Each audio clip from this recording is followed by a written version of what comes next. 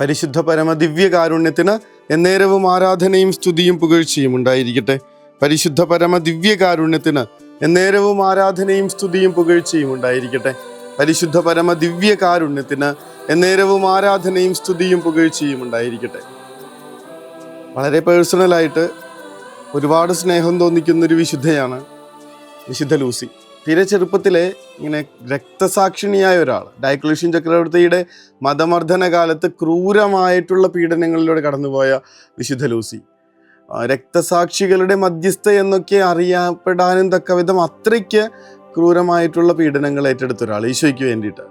രക്തസാക്ഷികൾ ഈശോയ്ക്ക് വേണ്ടി പീഡനങ്ങൾ ഏറ്റെടുക്കുന്നത്, അവരുടെ മധ്യസ്ഥയാകണമെങ്കിൽ ഈ കുഞ്ഞു വിശുദ്ധ കടന്നുപോയ പീഡനങ്ങൾ, കൊടും ക്രൂരതകൾ എത്രമാത്രമായിരിക്കും എന്ന് ഊഹിച്ചെടുക്കാവുന്നതല്ലേ ഉള്ളൂ. ഇങ്ങനെ തലവെട്ടി മാറ്റാനായിട്ട് നോക്കുന്നു, അവളുടെ ചുറ്റും തീയിട്ട അവളെ പൊള്ളിക്കാനായിട്ട് നോക്കുന്നു, അവളെ അരിഞ്ഞു വീഴ്ത്താനായിട്ട് നോക്കുന്നു, കണ്ണുകൾ രണ്ടും ഇങ്ങനെ കുത്തി പുറത്തെടുക്കുന്നു, എന്നിട്ട് അത് തിരിച്ച് വീണ്ടും അത്ഭുതകരമായിട്ട് സുഖപ്പെടുന്നു. അവസാനം തൊണ്ടയിലൂടെ ഒരു വാള് കുത്തി ഇറക്കി കൊന്നുകളയുന്നു. ചെറിയ പ്രായത്തിൽ 10-20 വയസ്സാവണതിന് മുന്നേ തന്നെ ഒരാൾ ഇത്രമാത്രം ടോർച്ചേഴ്സിലൂടെ കടന്നു പോകുമ്പോൾ എന്തായാലും ഞാൻ ഈശോനെ വിട്ടോളാം, എനിക്ക് ജീവിച്ചാൽ മതി എന്നൊക്കെ വിളിച്ച് പറയേണ്ട ഒരു പ്രായത്തിൽ എന്തൊരു ബലമാണ് കാണിക്കുന്നത്. അതാ പറഞ്ഞത്, പേഴ്സണലായിട്ട് ഒരുപാട് ഇഷ്ടം തോന്നുന്ന ഒരു വിശുദ്ധയാണ്. അത്രയ്ക്ക് കർത്താവിന് വേണ്ടി സഹിച്ചിട്ടുണ്ട്, അത്രയ്ക്ക് ഈശോയെ സ്നേഹിച്ചിട്ടുണ്ട്, ഈശോയ്ക്ക് വേണ്ടിയിട്ട് ഇങ്ങനെ ജീവിതം ഒഴിഞ്ഞു വെക്കാനായിട്ട് തീരുമാനിക്കുന്നുണ്ട്.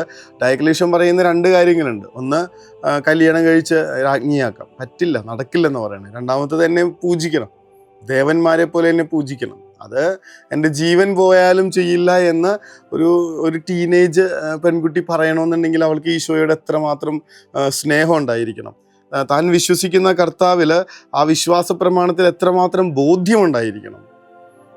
നമ്മുടെ മക്കളെ കുറ്റം പറയണതല്ല, നമ്മളെയും കുറ്റമായിട്ട് പറയണതല്ല, പക്ഷേ തീക്ഷ്ണത നമുക്ക് എത്രമാത്രം ഉണ്ടെന്ന് ചിന്തിക്കേണ്ട ഒരു ദിവസമാണ്.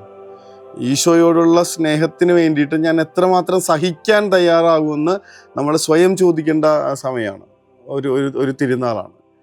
കുഞ്ഞുനാളിലെ ക്രിസ്തുവിന് വേണ്ടി ജീവിതം ഒഴിഞ്ഞു വയ്ക്കാൻ മനസ്സാകുന്ന, അതിനുവേണ്ടി ഏത് കൊടിയ പീഡനങ്ങളിലൂടെയും കടന്നു പോകാനായിട്ട് മനസ്സാകുന്ന വിശുദ്ധ ലൂസിയുടെ തിരുനാളിൽ പ്രത്യേകം പ്രാർത്ഥിക്കേണ്ടത് ഈശോയെ ഞങ്ങൾക്ക് ഈ ഒരു വെളിച്ചം കിട്ടാൻ വേണ്ടിയിട്ട്. പ്രത്യേകിച്ച് വിശുദ്ധ ലൂസി അറിയപ്പെടുന്നത് ഈ പ്രകാശത്തിൻ്റെ മധ്യസ്ഥയൊക്കെ ആയിട്ടാണ്.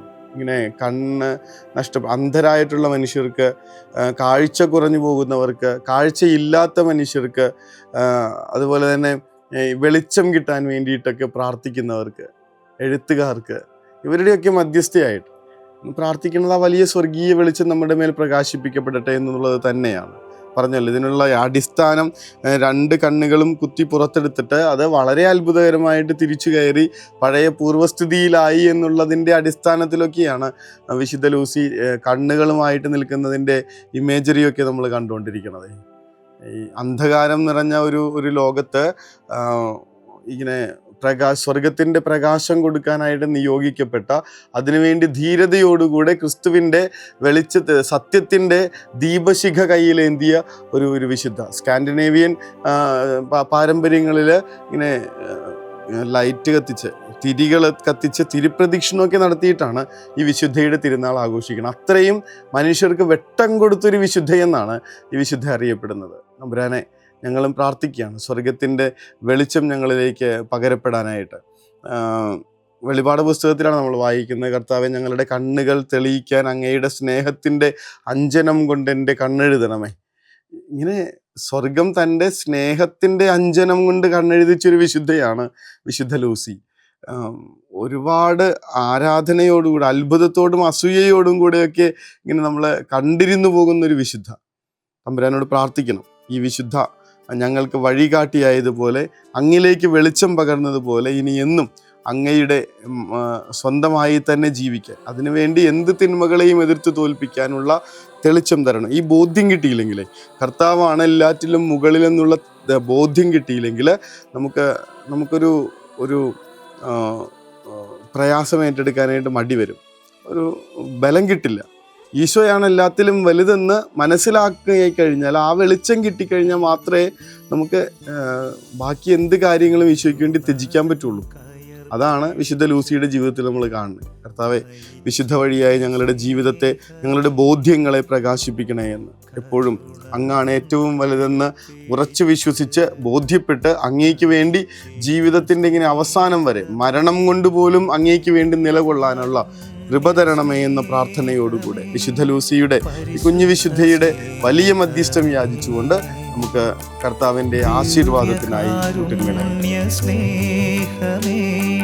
പരിശുദ്ധ സ്നേഹമേ,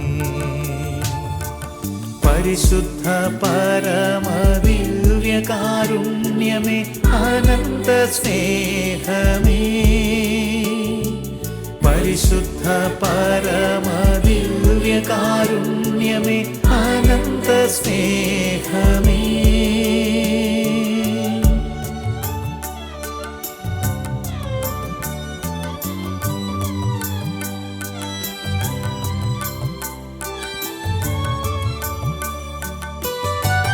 പരിശുദ്ധ പരമ ദിവ്യകാരുണ്യത്തിന് എന്നേരവും ആരാധനയും സ്തുതിയും പുകഴ്ചയും ഉണ്ടായിരിക്കട്ടെ.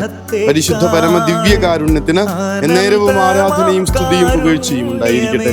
പരിശുദ്ധ പരമ ദിവ്യകാരുണ്യത്തിന് എന്നേരവും ആരാധനയും സ്തുതിയും പുകഴ്ചയും ഉണ്ടായിരിക്കട്ടെ.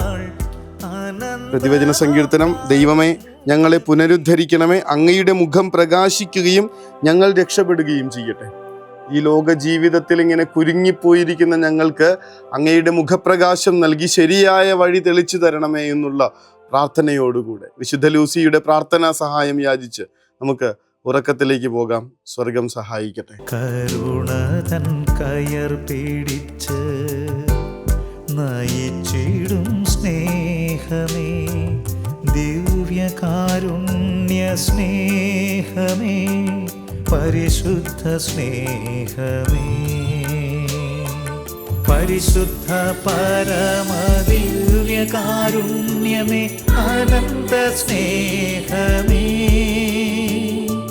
പരിശുദ്ധ പരമദിവ്യകാരുണ്യമേ, അനന്ത സ്നേഹമേ.